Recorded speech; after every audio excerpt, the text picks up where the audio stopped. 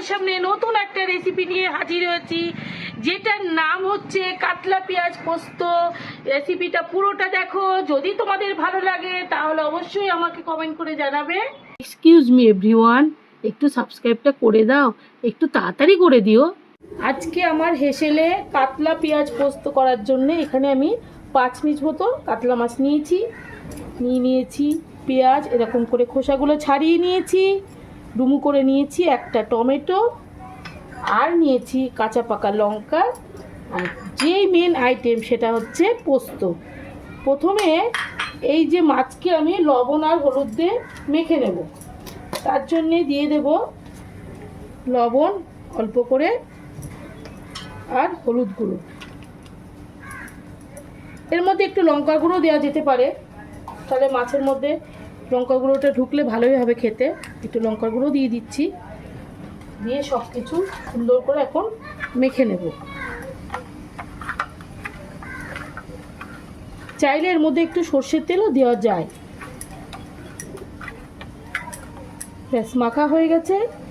এবার আমাকে এই পোস্ত আর কাঁচা লঙ্কাটা বেটে নিতে হবে। পোস্ত বাটার জন্য আমি শিলটা নিয়ে নিয়েছি, শিলের মধ্যে এখন পোস্ত দিয়ে দেবো একটু লবণ, তাহলে পোস্তটা একটু বাটতে সুবিধা হবে। আগে প্রথমে শুকনো বেটে নেব।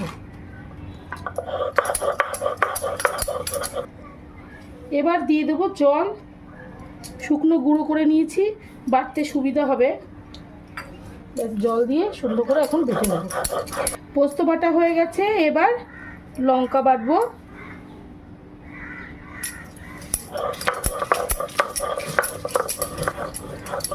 একটু ভালো করে বেটে নিলাম, এবার তুলে নেব। বাটিটায় তুলে নিচ্ছি, প্লেটটায়। চলো এবার রান্নার দিকে যাওয়া যাক।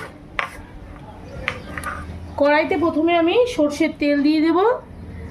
তোমরা তো আগে থেকেই জেনে গেছো যে আমি মাছ রান্নার ক্ষেত্রে সর্ষের তেলটাই ব্যবহার করি।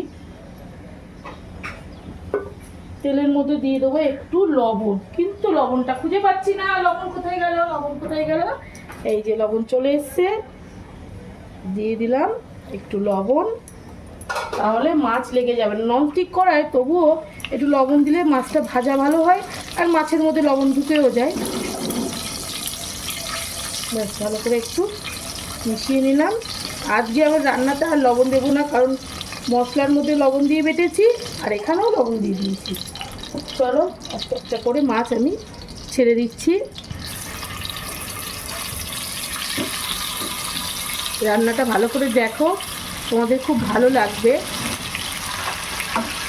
মাছটা একটু ভালো করে ভেজে নেব। এক পিঠ ভাজা হয়ে গেছে, উল্টো দিকটা উল্টে দেবো।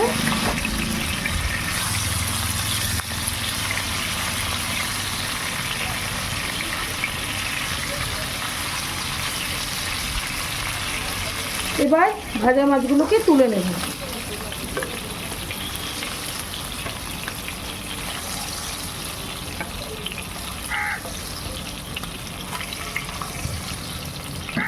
মাছগুলো দেখো এইরকম করে ভেজে নিয়েছি। এই গরম তেলের মধ্যে এখন দিয়ে দেব এই যে পেঁয়াজ।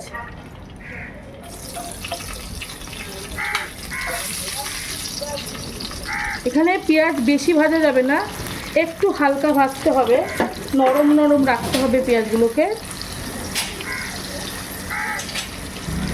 এবার দিয়ে দেবো টমেটো কুচি দিয়েও হালকা করে একটু ভেজে নেব, যাতে পেঁয়াজ বেশি ভাজা না হয়, এটা কিন্তু লক্ষ্য রাখতে হবে। এই রান্নার ক্ষেত্রে পেঁয়াজটা একটু হালকা ভাজায় রাখতে হবে।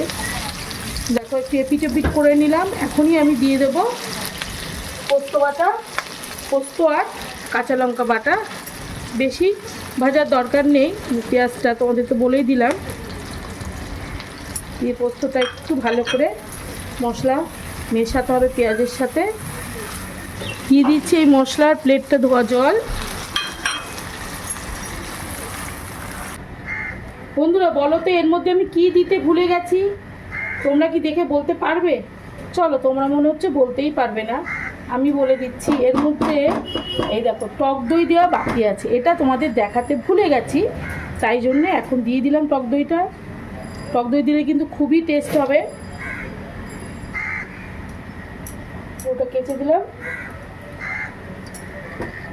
ব্যাস এবার সুন্দর করে মিশিয়ে দেবো। আর সবার শেষে লঙ্কা দিয়ে দিতে হবে ওপর থেকে। এবার মাছগুলোকে ছেড়ে দেবো, 2-3 মিনিট পরে দেবো। দেখো একটু মিশিয়ে নিই, ফ্লেমটা একটু বাড়িয়ে দিলাম।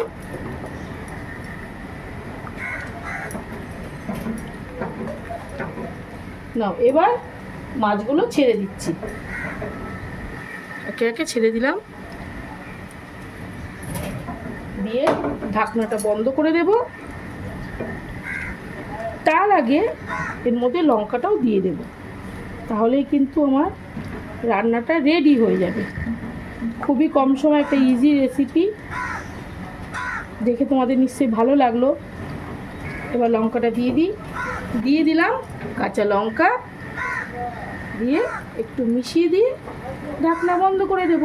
5 মিনিট এইভাবে লো ফ্লেমে রাখবো, তাহলেই আমার রান্নাটা রেডি হয়ে যাবে। বন্ধুরা, কাতলা পেঁয়াজ পোস্ত একদম গরম গরম রেডি হয়ে গেছে, তোমাদের সামনে গরম গরম হাজির করেছি। যদি তোমাদের ভালো লাগে রেসিপিটা পুরোটা দেখো।